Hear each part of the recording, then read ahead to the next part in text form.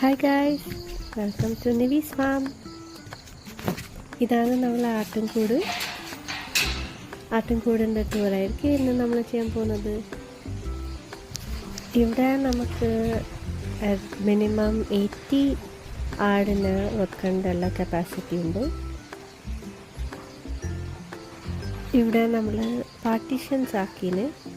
So നമുക്ക് മുട്ടനെയും ആടിനെയും separate ചെയ്തിട്ട് വെക്കാം.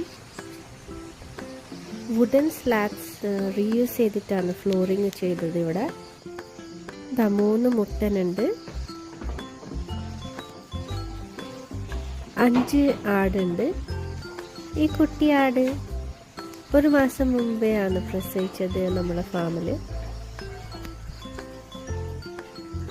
അപ്പം that's it for now from Nivi's farm. See you soon.